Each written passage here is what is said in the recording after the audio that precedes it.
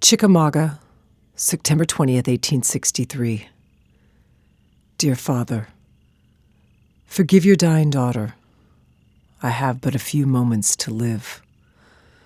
My native soil drinks my blood. I expected to deliver my country, but the fates would not have it so. Pray, Pa, forgive me. Tell Ma to kiss my daguerreotype.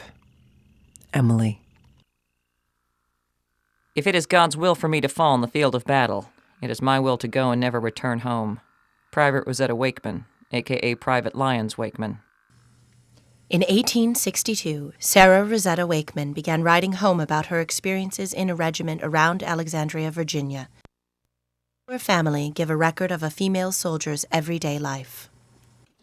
Alexandria, November 24, 1862. Dear Father and Mother and Sister and Brothers, one and all. Our regiment is in camp at Alexandria, Virginia. All the money I send you, I want you should spend it for the family and clothing or something to eat.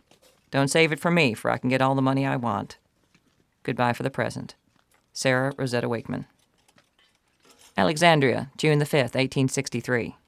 Dear parents, I can tell you what made me leave home. It was because I got tired of staying in that neighborhood. I knew that I could help you more to leave home than to stay there with you. I'm not sorry that I left you. I don't want you to mourn about me, for I can take care of myself. And I know my business as well as other folks know them for me. I will dress as I am a mind to, for anyone else cares. And if they don't let me alone, they will be sorry for it. Write to me about Alfonso. Tell him that I can make the best soldier than he would. Rosetta. P.S.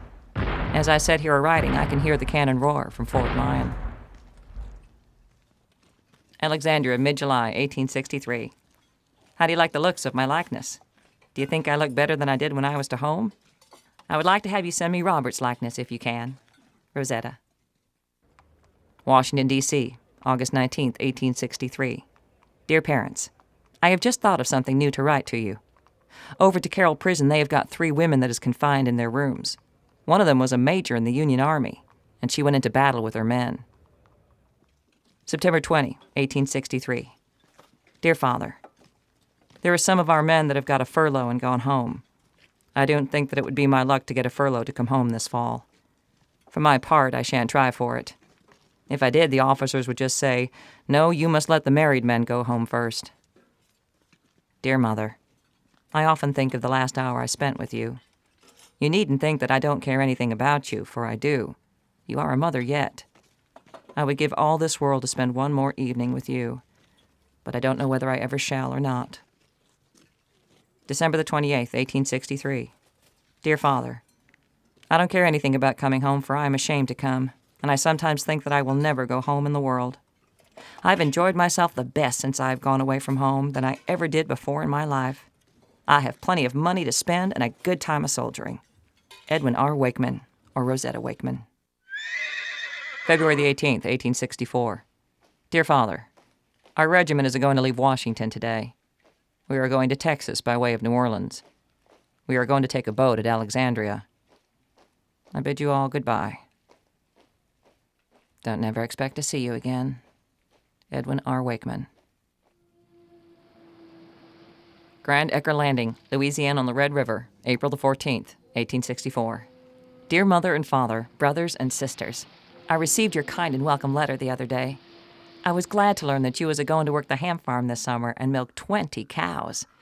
I will come home and help you pay for it, if I live to get out of the Army. By that time, Robert will be big enough to do a good day's work, and he and myself can work both of them farms like everything. I can't think of any more to write at present. So goodbye from your affectionate Edwin R. Wakeman. It was the last letter that Rosetta would send home.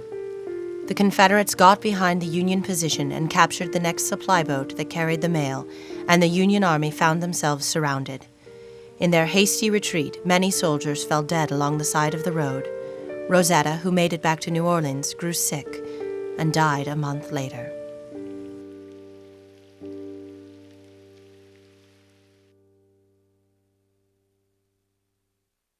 Sarah Rosetta Wakeman was in so many ways very typical of the women soldiers who served during the war.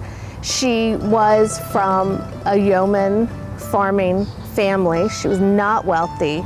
She was semi-literate. She was, her whole life, a hard-working farm girl.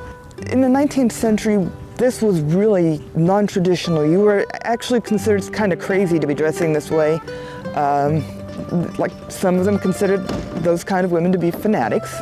Working class women, yeoman farmer women, pioneering families, none of those women had the luxury to just take care of the house and the children. On small farms and in pioneer families, women were out in the fields. Women were working at difficult jobs in the mills. Women were working as maids and domestic servants.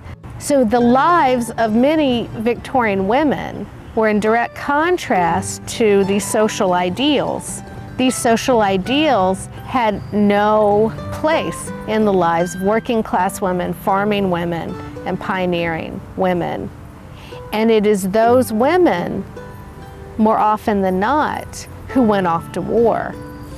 Upper middle class women and plantation daughters rarely entered the ranks of the Union and Confederate armies. The women that populated the armies were women who already knew how to shoot a gun, women who already knew how to ride a horse, women who were already accustomed to bad living conditions or living outdoors or harsh manual labor.